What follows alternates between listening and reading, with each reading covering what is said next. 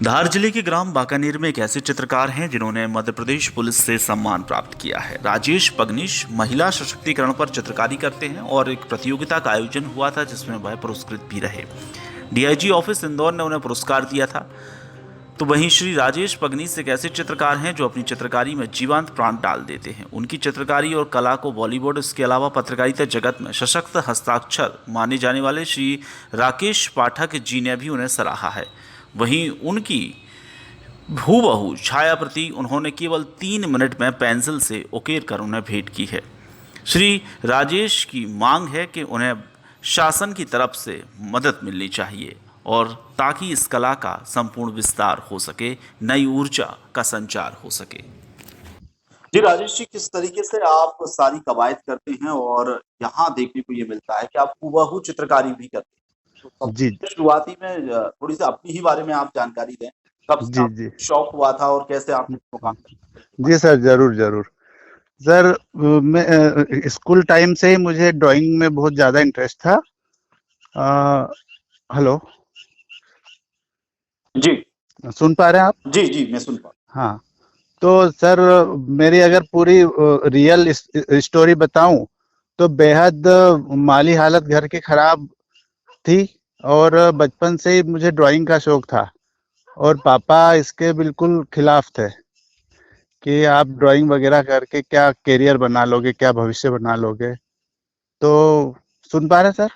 जी जी हाँ, तो पापा अक्सर विरोध करते थे और मेरे कई बार तो मेरे जो छोटे-छोटे से ड्राइंग वगैरह होते थे वो फेंक देते थे। तो लेकिन चूँकि जुनून था तो मैं छुप-छुप के ड्राइंग बनाता रहता था। जी। ये उसके शौक, बाद अपना शौक आपका कैसे फिर प्रोफेशन में हाँ, तब्दील होता गया? बिल्कुल, बिल्कुल सर। तो शौक तो था ही मुझे और इस कारण मैं यहाँ-वहाँ जहाँ भी दोस्तों के जैसे फ्रेंड्स वगैरह के लिए कुछ बना के देना उनको छोटी-छोटी सी ड्राइंग और पैसे तो मिल नहीं पाते थे क्योंकि घर की माली हालत खराब थी। तो मित्र लोग ही जो थोड़ा कुछ बनवाते थे स्केच, वो कोई कलर बॉक्स ला देता था, कोई पेंसिल वगैरह, कोई कुछ पेजेस वगैरह कोई दे देते थे। इस तरह से करते-करते जब 12th तक पहुँचा, फिर किसी ने मुझे सजेस्ट किया कि फाइन आर्ट होता है इसमें। अब गाँव का रहना था, तो गाँव में फिर जी मतलब वहाँ से इंदौर के लिए मैंने फाइन आर्ट में हमारे मित्र है एक रिजवान सैयद, जी उन्होंने मुझे प्रोत्साहित किया कि भैया इसमें आपको अगर जानकारी हो तो फाइन आर्ट डिप्लोमा और डिग्री भी होती है।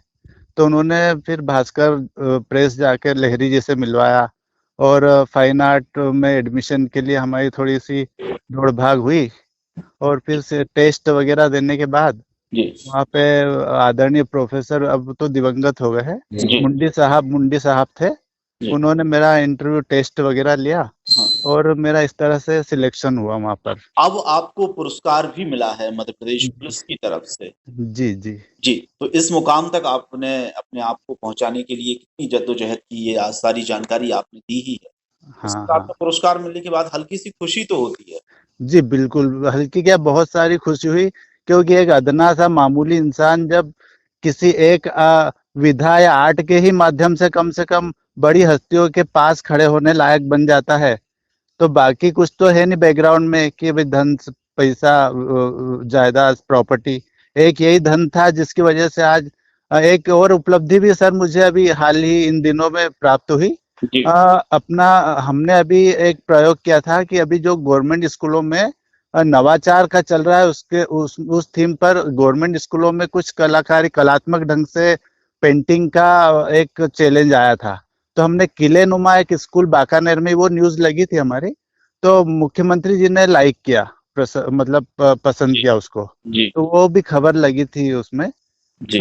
पेपर न्यूज़ वगैरह में भी सब आई थी कि मुख्यमंत्री ने सराहना की कि इस तरह के कार्यों को प्रोत्साहित जी, किया जाए। बिल्कुल, बिल्कुल राजेश जी, हम जी, भी साधना प्लस न्यूज़ की तरफ से आपको उज्जवल भविष्य की शुभकामनाएँ देते हैं। आप अपनी जीवन थैंक यू, में तरक्की करें और आगे बढ़ें। थैंक यू बहुत-बहुत सर, शुक्रिया तमाम थैंक यू, जानकारी साझा करने के लिए। Thank you sir.